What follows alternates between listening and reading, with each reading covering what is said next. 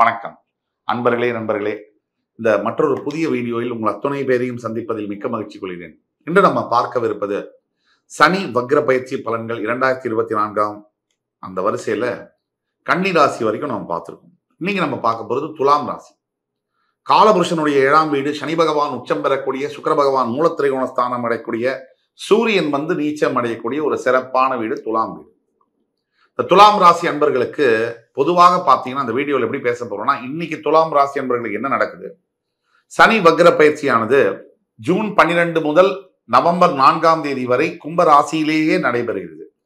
இந்த சனி வக்ர பயிற்சி, அதாவது துலாம் ராசியிலிருந்து 5ஆம் இடம் என்று சொல்லக்கூடிய பூர்வ ஜென்மஸ்தானத்துல சனி பகவான் வக்ர பயிற்சியில ஜூன் 12 முதல் நவம்பர் 4ஆம் தேதி வரை சஞ்சரிக்கிறார்.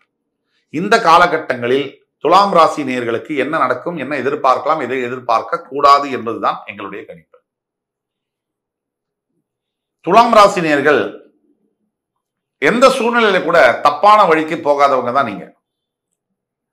தப்பான பாதைகள், தவறான சிந்தனைகள், யாரையுமே ஈக்குவலா சமமா பாதிக்கக்கூடிய ஒரு மனோபாவம் உடைய துலாம் ராசி நேயர்கள். பாரபட்சம் இல்லாம நடந்து கொள்ளக்கூடிய, மற்றவர்களுக்கு எந்த நிலையிலும் எவ்வளவு கஷ்டப்பட்டாலும் சரி அடுத்தவங்களுக்கு உதவி செய்யணும் அப்படிங்கிறது உங்களுடைய முழுமையான நோக்கமாக இருக்கு. இதெல்லாம் ஒரு பக்கம் இருந்தாலும் நம்முடைய வாழ்க்கையும் நாம் பார்த்து கொள்ள வேண்டும். தனக்கு பிறகுதான் தானமும் தர்மமும். இதுதான் உண்மை.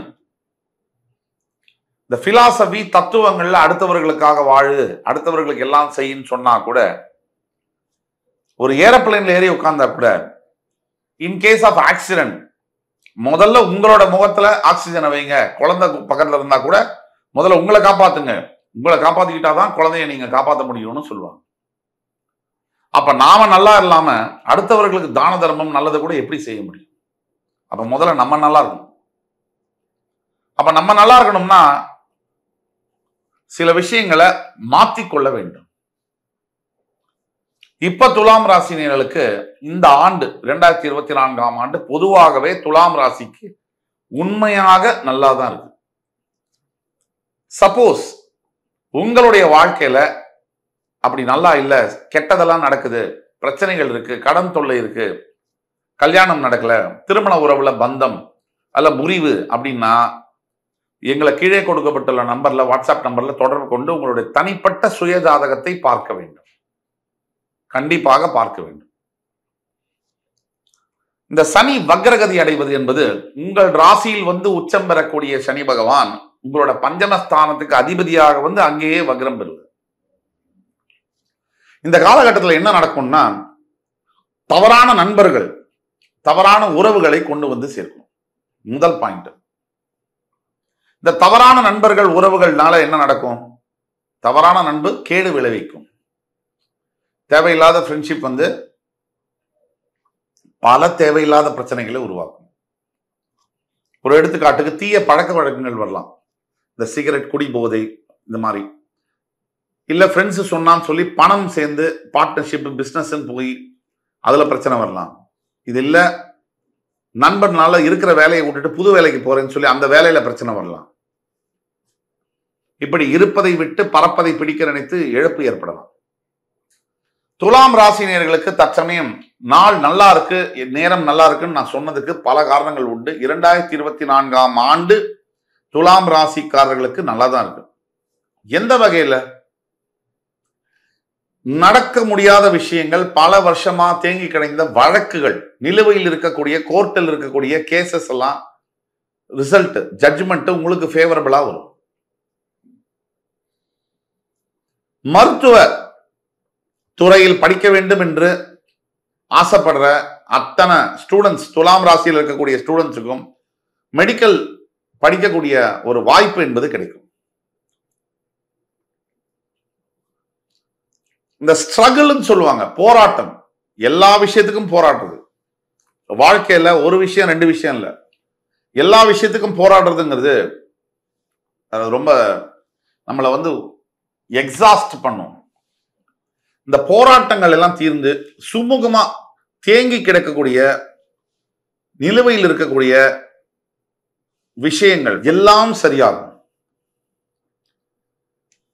இதெல்லாத்தோட புத்திரஸ்தானத்துல சனி பகவான் ஆட்சி பெறுகின்ற காலத்தினால இந்த ஆண்டுல, அதாவது ஜூன் 12 முதல் நவம்பர் 4ஆம் தேதி வரை வக்ரம். பொதுவாக இவர் ஆட்சி பெறக்கூடிய அந்த பஞ்சமஸ்தானம் பூர்வ புண்ணிய ஸ்தானம் புத்திரஸ்தானம்ங்கிறதுனால அந்த ஸ்தானத்தில் ஆட்சி பெறக்கூடிய சனி பகவானால மிகப்பெரிய நன்மைகள் உண்டாகும். புத்திர பாக்கியங்கள் உண்டாகும். புத்திரர்களினால் பாக்கியங்கள் உண்டாகும். பிரிந்து போன அப்பா அம்மா மகன் மகள்கள் ஒன்றாக சேருவது, இது எல்லாத்தோட சனி பகவானுக்குன்னு சில சூட்சம குணங்கள் உண்டு. இதை பத்தி நம்ம எல்லாருமே தெரிஞ்சுக்கணும். சனி பகவான் அப்படியே பொத்தாம் பொதுவா எல்லாரையும் பனிஷ் பண்றதோ தண்டனை கொடுக்கறதோ இல்ல நல்லது பண்றதோ அல்ல. சனி பகவான் கர்மம் மற்றும் லாபஸ்தானத்துக்கு அதிபதியாக வருகிறார். காலபுருஷனுக்கு கர்மஸ்தானம்னா என்னன்னா, ஒரு மனிதனுடைய வாழ்க்கையில அவருக்கு நடக்கக்கூடிய நல்லது கெட்டது எல்லாத்தையும் சேர்த்துதான் நம்ம கர்மான்னு சொல்றோம். அந்த கர்மா அது ஒரு ராசிக்கு மட்டுமல்ல, 12 ராசிக்கும் கர்ம காரகன் யாருன்னா சனி பகவான். இதுல ஒரு சூட்சமம் ஒளிஞ்சிருக்கு. யார் ஒருவருடைய மனிதருடைய வாழ்க்கையிலும் எந்த ராசிக்காரராக இருந்தாலும், பொதுவாக துலாம் ராசிக்காரர்களுக்கு அவர் ஜனன ஜாதகத்துல நல்ல நிலையில வேலை செய்யக்கூடிய தன்மையை பெறுகிறார். அதுவே கொஞ்சம் ஒதுங்கி கோச்சார ரீதியாக வரும்பொழுது துலாம் ராசிக்காரர்களுக்கு பெரும் சோதனைகளை தருகிறார். சனி பகவான் எனக்கு இந்த ஆண்டு இந்த சனி வக்ர பயிற்சியில் சோதனைகளை தருவாரா, நல்லதை செய்வாரா? இப்படி துலாம் ராசி அன்பர்களுடைய மனசுல எழக்கூடிய கேள்விக்கு சனி பகவான் நல்லதை தான் செய்ய போகிறார். நான் சொன்ன மாதிரி பஞ்சமஸ்தானத்தில் வக்ரம் பெறுவதனால் மிகுந்த நன்மைகள். ஏன்னா ஒரு மனிதன் பிறப்பிலிருந்து இறப்பு வரை எந்த மாதிரியான வாழ்க்கையை வாழ வேண்டும் என்று குறிப்பு செய்வது எதுன்னு கேட்டீங்கன்னா அந்த 5ஆம் இடம். அந்த 5ஆம் இடத்துல சனி பகவான் வக்ரம் நிலையில் இருக்கும் பொழுது பணம் என்பது பொருளாதாரம், பணம் வரவு என்பது ரொம்ப அதிகரிக்கும். எப்படின்னு கேட்டீங்கன்னா, வியாபாரம் செய்யல இருக்கணும். அதாவது பிசினஸ்ல ரியல் எஸ்டேட், அக்ரிகல்ச்சர் சம்பந்தப்பட்ட பிசினஸ், ஃபார்மிங் பிசினஸ், பாலிடிக்ஸ், அது சிறந்த பெருமிகு தலைவர்களாக இருக்கக்கூடிய சனி பகவான் ஆசி பெற்ற சசமகா யோகம் பெற்ற தலைவர்களாக இருந்தால் மட்டுமல்ல, சாதாரண தொண்டனாக இருக்கக்கூடிய சனி பகவானுடைய ஆசீர்வாதத்துல மிகப்பெரிய தலைவராக உருவெடுக்கக்கூடும். காவல்துறை பணியாற்றக்கூடிய துலாம் ராசி அன்பர்கள், வக்கீல்கள், நீதிபதிகள், இவர்களுக்கெல்லாம் ஒரு சேஞ்ச் நடக்க போறிய காலம். சரி, என்னென்னலாம் நடக்கும்? மனசுல ஃபர்ஸ்ட் தைரியம் வரும். பயங்கள்லாம் விட்டு தெளிவான சிந்தனைகளுக்கு உங்களுக்கு வரும். இது எல்லாத்துக்கும் அப்புறமா சனி பகவான் தரக்கூடிய முக்கியமான யோகத்துல நீங்க ஒரு விஷயத்தை எடுத்து செய்யணும்னு நினைச்சா உங்களுக்கான மக்கள் செல்வாக்கு சேரும். துலாம் ராசியை பொறுத்த வரைக்கும் ஆயுள் காரகனான சனி பகவான் பஞ்சமஸ்தானத்தில் வக்ரம் பெறுவதனால் சிறு சிறு உடல் உபாதைகளை, கண்டிப்பா உடம்புல கொஞ்சம் பிரச்சனைகள் வரும். ஆனாலும் வந்தாலும் கூட அதையெல்லாம் தாண்டி உங்களையே அறியாத, நீங்க நினைச்சே பார்க்க முடியாத அளவுக்கு மனசுல ஒரு உற்சாகமும் மகிழ்ச்சியும் தைரியமும் வரும் சனி வக்ரகதி பெறுவதனால். பல தடவை சொல்லியிருக்கோம், சனி வக்ரகதி பெறும்போது சுபத்துவம் பெறுவார், அதீத சுபத்துவம் பெறுவார். அப்படிப்பட்ட சுபத்துவ நிலையில் துலாம் ராசியை அவர் பார்க்கும் பொழுது, துலாம் ராசியை அவர் பஞ்சமஸ்தானம் துலாம் ராசியிலிருந்து 5ஆம் இடத்துல அவர் வக்ரகதி பெறும் பொழுது, எப்பவுமே உங்க ஜனன ஜாதகத்துல துலாம் ராசியை அவர் 3, 7, 10 பார்வைகளால் பார்க்கிறார் அப்படின்னா, அதே மாதிரி உங்க ஜனன ஜாதகத்துல சனி பகவான் கொஞ்சம் சுபத்துவ வலிமை பெற்று இருக்கிறார் அப்படின்னு வச்சுக்குவோம். அந்த நிலையில உங்களுடைய தலையெழுத்து மாறப்போகிறது என்று உறுதியாக சொல்ல முடியும். எவ்வளவு கஷ்டம் இருக்கு லைஃப்ல, ஒரு மனுஷனோட வாழ்க்கையில இந்த தடைகள், தாமதங்கள் இதெல்லாம் விலகும். துலாம் ராசி அன்பர்களுக்கு ரொம்ப வருஷமாக நீங்க வெயிட் பண்ணிட்டு இருக்கக்கூடிய சில விஷயங்கள் உங்களுக்கு பாசிட்டிவான ரிசல்ட்ஸை கொண்டு வரும். துலாம் ராசி அன்பர்களுக்கு சொல்ல போனா ஆகஸ்ட் 10லேருந்து 20க்குள்ள ஒரு மிகப்பெரிய நற்செய்தி வந்தால் ஆச்சரியப்படுவதற்கு இல்லை. எல்லா துலாம் ராசி அன்பர்களுக்கும் அல்ல, குறிப்பிட்ட சில துலாம் ராசி அன்பர்களுக்கு. ஒவ்வொருவருடைய ஜாதகமும் தனித்தனி. ஒரு ஜாதகம் மாதிரி இன்னொரு ஜாதகம் இந்த உலகத்துல இல்ல.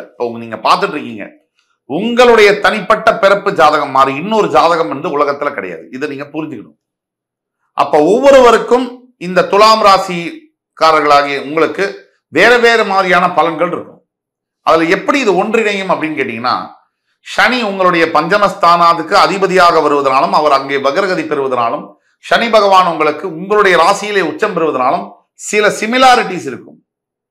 எல்லாமே ஒரே மாதிரி இருக்க வாய்ப்பில்லை. ஆனாலும் ஒட்டு மொத்தத்துல துலாம் ராசி என்பவர்களுக்கு பிரிந்து போன உறவுகள் ஒன்றா மறுபடியும் சேர்றது, பிரிந்து போன நட்பு சண்டையெல்லாம் விலகி மறுபடி வந்து ஒன்னா அகாமடேட் ஆகுது, பிரிஞ்சு போன கணவன் மனைவி சேர்றது, அப்பா அம்மாவுடைய பிளெஸிங்ஸ் கிடைக்கிறது, நல்ல ஒரு வேலை வாய்ப்பு கிடைச்சி இருக்கிற வேலையோட அதிகப்படியான வேலை வாய்ப்பெல்லாம் இதெல்லாம் வந்து இந்த ஆகஸ்ட் 10லேருந்து 20க்குள்ள நடக்கக்கூடிய வாய்ப்புகள் நிறைய இருக்கு. இது எல்லாத்தோட இன்னொரு முக்கியமான விஷயம் இருக்கு. சனி பகவான் உங்களுடைய 3ஆம் இடம் என்று சொல்லக்கூடிய, அதாவது 5லேருந்து 3 எது 7ஆம் இடம், அந்த 7ஆம் இடத்தை வக்ரகதி பெற்று பார்க்கிறார். குடும்பத்தில் உள்ள சிக்கல்கள் விலகும், அதாவது தேவையில்லாத ஆர்குமெண்ட்ஸ் எல்லாம் விலகும். அதே மாதிரி அவருடைய 7ஆம் பார்வையால உங்களுடைய 11ஆம் வீடு என்று சொல்லக்கூடிய சிம்மராசியை பார்க்கிறார். அவருடைய 10ஆம் பார்வையால உங்களுடைய தனஸ்தானம் என்று சொல்லக்கூடிய விருச்சிக ராசியை பார்க்கிறார். இந்த 3ஆம் வீடு மேஷம், சிம்மம், விருச்சிகம், உங்களுக்கு அது 7, 11, 2. இந்த 7ஆம் வீட்டை சனி பகவான் பார்வை கொள்ளும் பொழுது, வக்ரகதி பெற்று பார்வை கொள்ளும் பொழுது, குடும்பத்துல கணவன் மனைவியிடையே ரொம்ப ஒரு பரஸ்பரமான அன்பு மிக்க நட்பு மிக்க சூழ்நிலைகள், பிரிந்து போன உறவெல்லாம் ஒன்றா சேரும். அதுவே 7ஆம் பார்வையாக லாபஸ்தானத்தை சனி பகவான் பார்க்கும்பொழுது வருமானம் பல மடங்கு அதிகரிக்கக்கூடிய வாய்ப்புகள் நிறைய இருக்கு. தனஸ்தானத்தை சனி பகவான் பார்க்கும்போது செலவும் கூடும், ஆனால் சுப செலவாக இருக்கும். ஏன்னா சனி வக்ரகதி பெற்றிருப்பதனால். இந்த மாதிரியான இதுக்குள்ள துலாம் ராசி அன்பர்கள் ஜூன் 12 முதல் நவம்பர் 4ஆம் தேதி வரை பயணிக்க இருக்கிறீர்கள். இந்த பகுதி, இந்த ஆண்டின் இந்த பகுதியானது உங்களுக்கு மிகவும் சிறப்புமிக்க ஒரு மாதமாக இந்த 4 மாதங்கள் இருக்கும்னா அதுல கொஞ்சம் கூட எல்லளவும் சந்தேகம் இல்லை. மேலும் அது உங்களுக்கு நல்லா இருக்கணும் அப்படின்னு சொன்னீங்கன்னா, பரிகாரமாக நீங்க செய்ய வேண்டியது தர்பாரண்யேஸ்வரர், காரைக்காலில் இருக்கக்கூடிய, திருநள்ளாறில் இருக்கக்கூடிய தர்பாரண்யேஸ்வரரை தரிசனம் செய்து கோவிலை விட்டு வெளில வரும்போது உங்களால் முடிஞ்ச அன்னதானமோ வஸ்திர தானமோ நீங்க கொடுத்தீங்கன்னு சொன்னா உங்களுடைய வாழ்க்கை மிகப்பெரிய அளவுல சேஞ்சஸை நோக்கி பயணிக்கும். தவிர சனீஸ்வர காயத்ரி மந்திரம் என்று சொல்றோம், அந்த காயத்ரி மந்திரத்தை நீங்க தினமும் மினிமம் 21 முறை ஜபம் செய்ய வேண்டும். ஓம் காகத்வஜாய வித்மஹி கட்கஹஸ்தாய தீமஹி தன்னோ மந்த பிரச்சோதயாத். இந்த மந்திரத்தை 21 முறை தொடர்ந்து நீங்க ஜபம் செய்து வரும்பொழுது உங்களுடைய வாழ்க்கையில எண்ணற்ற மாற்றங்கள், நல்ல மாற்றங்கள் நிகழும் என்று கூறி, அடுத்து வரும் காணொலியில் என் அன்புமிக்க துலாம் ராசி நேயர்களே, உங்கள் அத்துணை பேரையும் மறுபடி சந்திக்கும் வரை உங்களிடமிருந்து விடைபெறுவது உங்கள் சுபாஷ் பாலகிருஷ்ணன். நன்றி, வணக்கம், வாழ்க வளமுடன்.